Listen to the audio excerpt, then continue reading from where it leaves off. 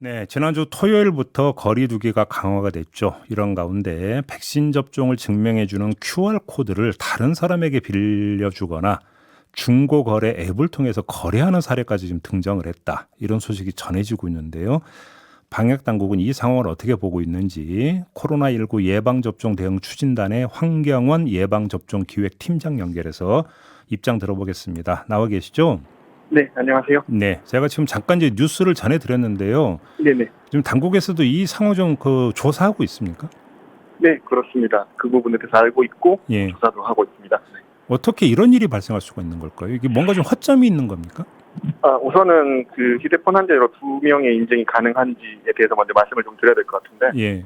그 사용자에 따라서 이제 네이버 쓰시는 분도 있고 카카오톡 쓰시는 분도 있기 때문에 주로 쓰시는 서비스가 있고 또 때에 따라서는 네이버가 기능 장애가 발생하면 카카오로 해야 될 수도 있기 때문에 그런 어려움들을 좀 예상을 하고 사용자 편의를 위해서 이제 여러 앱을 동시에 예방접종 증명서 발급할 수 있도록 해놓은 상황이고, 그렇죠. 그런 문제로 인해서 이제 허점이 좀 있었던 걸로 보이는데, 예. 네, 그런 상황입니다. 그런데 이제 문제는 그러면 예를 들어서 이제 제가 그러니까 이 그 네이버에서도 QR 코드를 발급받고 또 카카오에서도 발급받아서 하나를 다른 사람한테 빌려준다는 표현이 성립이 되는 건지는 잘 모르겠습니다만 아무튼 쓰게 만들어줄 길이 열려버렸다 이거잖아요. 지금 이걸 악용하고 있다라는 건데 네네. 그럼 이걸 어떻게 지금 제어를 하고 내지 막을 수가 있는 겁니까? 우선 그 부분에 대해서는 이제 뭐 그런 분들이 이제 점점 줄어가실 거라고 생각을 하고, 네. 그렇습니다만 이제 잘 아시는 것처럼 방역패스라는 게 안전한 일상을 위해서 최소한의 장치이자 약속인 측면이 있기 때문에 네. 기본적으로는 국민들께서 좀 정직하게 사용해 주시면 좋겠다는 말씀을 드리고 싶고, 그리고 이제 이게 예방접종 증명서라는 것 자체 공문서기 때문에 이 부분들을 위조나 변조하거나 사용할 경우에는 강력한 형사처벌이 있을 수 있습니다. 이제 저희도 이런 것까지 고려를 하고 싶지는 않지만 그런 부분이 있을 수 있고, 형법 225조나 229조나 230조 등에 따라서 10년 이하의 징역도 처해질 수 있는 부분이기 때문에 네. 국민들께서 좀 더 주의해 주시고 협조해 주시면 감사하겠다는 말씀. 그러면 드리겠습니다. 지금 그 팀장님의 말씀은 국민들의 성실성과 신의만 믿는다. 다른 대책은 특별히 없다. 이런 말씀이신 거죠?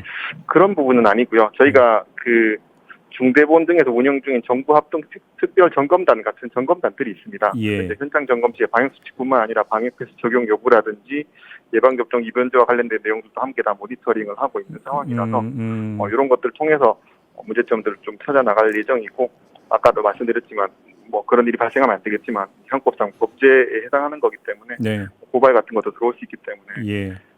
이렇게 좀 이해해 주시면 감사하겠습니다. 뭐 제가 질문 드리는 취지를 아마 팀장님도 충분히 이해를 하실 것 같은데요. 자, 이 네네. 행위는 이게 법에 저촉이 되는 걸 잘 몰라서 이루어질 수 있는 행위가 아니지 않습니까? 이건 누가 보더라도 고의적인 거잖아요, 이거는. 네네. 그런데 어떤 국민들의 어떤 선의를 믿는다는 차원에서 접근하는 건 아닐 것 같은데요.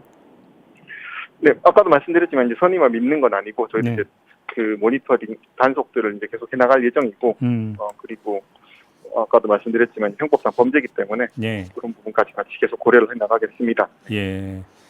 이게 그러니까 제가 그러니까 질문을 거듭드리는 이유는 예를 들어서 뭐 자영업자나 이런 분들이 뭐 이것을 어떻게 다시 체크하고 이럴 수 있는 성질의 문제도 아니지 않습니까? 네. 그렇죠.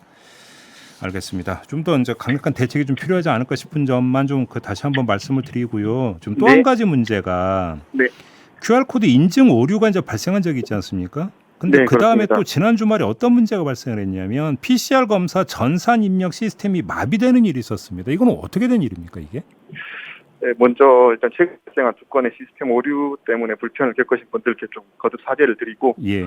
2건은 조금 다른 케이스인데, 그 QR카드 인증 오류 같은 경우에는 이제 쿠브 서버가 있는 KTBS라는 회사의 클라우드 센터에 접속이 한순간에 이제 몰리면서 부하가 생기면서 발생했던 문제고, 그렇죠. 최근에 발생했던 PCR 검사 전산 입력 시스템은 저희가 아시는 것처럼 최근에 검사 건수가 매우 늘어나고 있는 상황입니다. 예, 그래서 예. 이제 그 부분에 대해서 속도 개선 요청이 있어서 저희 시스템 팀에서 진단검사 기능 속도 개선 작업을 토요일 새벽부터 시행을 했는데, 이제 하는 도중에 예상치 못한 부하가 생겨서 속도가 좀 현저하게 느려진 부분이 있었고, 복구 작업해서 토요일 9시 45분경에 진단검사 의뢰 기능을 정상화했던 부분입니다. 그래서 첫 번째 건은 이제 실제로 사용자들이 많아지셔가지고 발생했던 건이고, 뒤에 거는 이제 기능 개선하는 과정에서 발생했던 거라서 조금 원인은 다른 상황입니다. 그러면 이 그 PCR 검사 전산미역 시스템 마비 건은 이제 완전히 문제는 해결이 됐다 이렇게 봐도 되는 겁니까? 네, 그렇습니다. 네. 아, 그래요? 예, 알겠습니다. 자, 이 3차 접종까지 됐는데도 오미크론에 감염된 사례가 지금 나왔잖아요. 네, 이건 그렇습니다. 어떻게 이해를 해야 되는 거예요? 우선은 잘 아시는 것처럼 그 백신이라는 게 이제 100% 막아지진 않는 부분인데, 지금 네. 말씀하신 것처럼 3차 접종까지 맞았음에도 불구하고 네. 오미크론에 감염한 사례가 4분 정도 계십니다. 네. 요분들 뭐 간단하게 말씀드리면 이제 대부분 연령대가 60대 미만이고, 그중에 이제 3명 정도가 얀센 백신으로 1차 접종하신 다음에 추가 접종하신 분들이고, 예. 기저질환을 보유하신 분이 5명 중 1명 정도 있습니다. 현재는 뭐 다 경증인 상황입니다. 예. 그래요. 그리고 지금 방금 속보가 들어왔는데 미국 네. 질병통제예방센터가 밝히기를 오미크론이 지배종이 되어버렸다. 감염자의 73%가 오미크론이다. 이렇게 밝혔다고 하는데도 이게 우리나라도 그러면 이제 결국 시간 문제입니까? 오미크론이 지배종이 되는 게? 물론 그런 우려를 하고 있는 상황이고, 예. 사실 어제 기준으로 오미크론 확진자가 178명이었는데 오늘 기준으로 지금 227명이라서 좀 많이 늘어난 상황입니다. 아마 이 속도는 계속 빨라질 것으로 보이고, 예. 특히나 가족 감염률 같은 경우에는 델타 변이가 20%였던 데 비해서 지금 오미크론은 40.7% 정도 되고 있기 때문에 빠른 속도로 확산이 될 거고, 좀 그 사회적 거리두기라든지 이런 조치들을 좀 더 협조해 주시면 조금 더 늦어지겠지만 예. 확산은 불가피한 부분이라고 생각하고 있습니다. 근데 바로 이 지점에서 이제 그래서 이제 3차 접종이 꼭 필요하다라고 이제 방역 당국에서는 계속 강조를 해 주시긴 했는데, 네네네. 3차 접종이 이루어졌는데도 오미크론에 감염이 됐다고 하니까 이거 뭐 3차 접종 이거 별로 효과 없는 거 아니야? 이런 식으로 이제 잘못 그러니까 인식되는 경우가 있을 수 있거든요. 네네네. 어떤 말씀을 좀 주시겠습니까? 우선은 그 아까도 말씀드렸다시피 모든 백신이 이제 100% 막아지는 건 아니라는 부분이 있고, 그럼에도 불구하고 그 뭐 사실 1, 2차 접종 때도 돌파 감염이라는 게 이제 발생을 하지 않았습니까? 예. 이제 그런 부분들이 있지만, 그럼에도 불구하고 백신의 효과라는 게 감염 예방 효과만 있는 게 아니라 중증 예방, 사망 예방 효과가 다 있는 상황이고, 네네. 중증 사망 효과, 예방 효과에 있어서는 좀 높게 나타나고 있는 상황이기 때문에 예. 한두 건의 돌파 감염 사례가 있다고 하더라도 백신을 맞을 필요가 없다는 말씀을 하시는 분들은 그 부분에 대해서 좀 인지를 해주시고 접종에 참여해 주셨으면 좋겠다는 말씀 드리겠습니다. 지금 아마 지금 3차 접종이 계속 진행이 되고 있는 걸로 알고 있는데 이제 접종 속도는 어떤 것 같아요? 애당초에 방역 당국에서 잡았던 목표치대로 좀 빠르게 진행이 되고 있습니까?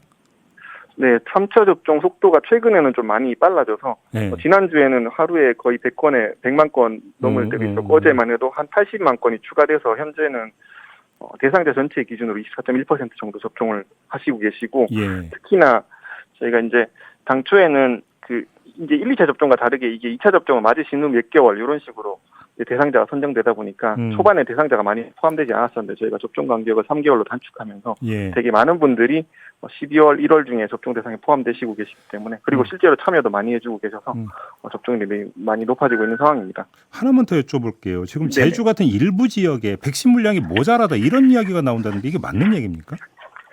우선은 저희가 총량 단위에서 백신은 충분한 상황이라서 예. 특별히 문제는 안 됩니다만, 다만 저희가 지금 고령층 3차 접종이 워낙 중요하기 때문에 예. 당초에는 저희가 예약을 받아서 접종을 했는데, 지금은 예약 없이도 언제든지 찾아가면 바로 접종할 수 있도록 만들어 놓은 상황입니다. 이제 예. 이렇게 하기 위해서 당초에는 예약 물량에 맞춰서 백신을 공급해 드렸기 때문에 의료기관에 부족하지 않았는데, 지금은 예약 물량보다 많은 물량을 저희가 예측해서 배송을 하고 있기 때문에 일부 의료기관에서는 조금 부족할 수 있습니다. 특히나 뭐 인기가 좀 접근성이 좋은 의료기관이라든지 원래 내원하시는 환자분들이 많은 병원 같은 경우는 부족할 수 있기 때문에 그런 알겠습니다. 일시적인 문제라고 보입니다. 저희가 알겠습니다. 그 의료계나 지자체 협조해서 이런 부분 없도록 노력하겠습니다. 알겠습니다. 자, 말씀 여기까지 드릴게요. 고맙습니다. 네, 감사합니다. 네. 네. 코로나19 예방접종 추진단의 황경원 예방접종 기획팀장이었습니다.